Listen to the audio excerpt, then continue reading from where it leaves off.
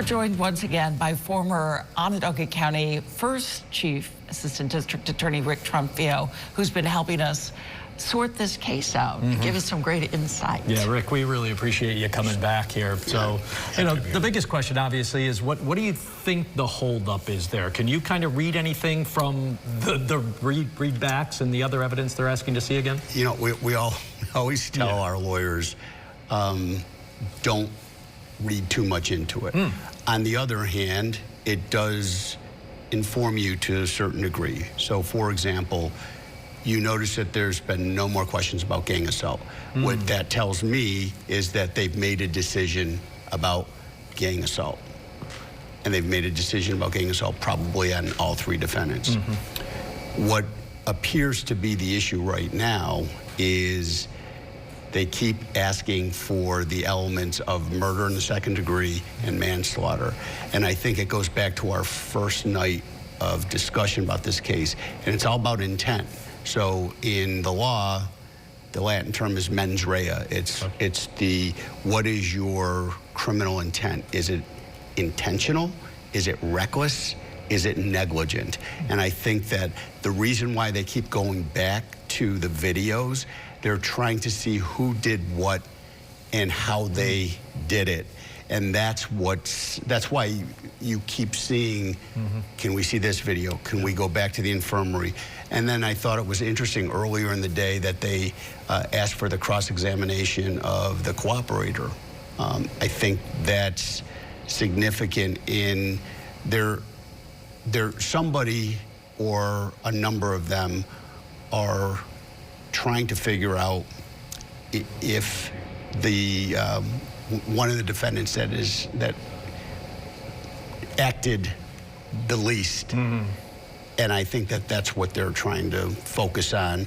And with regard to the other defendants, it's really a matter of there's probably, it's obviously split. They haven't come to a unanimous decision yet, at least on the murder and the manslaughter.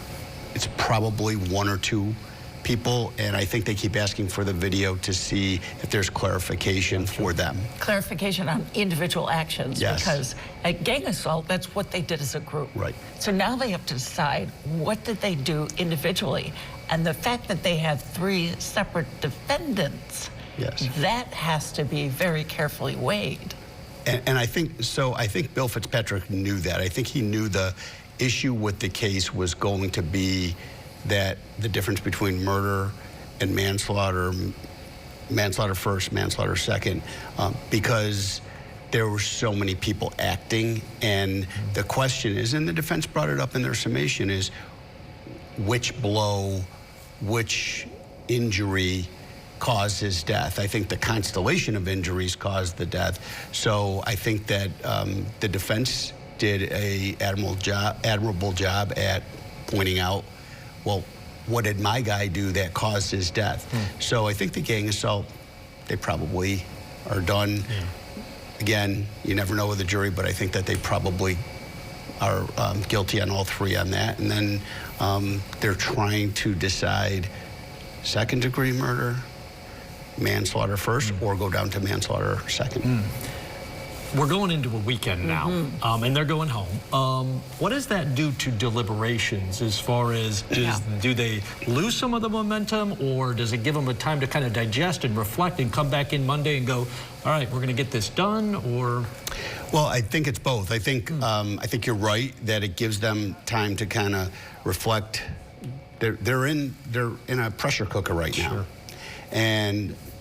but they do lose some momentum, and I think that that's important. I don't think anybody in the courtroom, the defense, the prosecutor, or the judge, is happy about a weekend break in the deliberations, because I think Christy said it earlier, is they have to start all over again, and then who overthought it, who comes back with a new issue.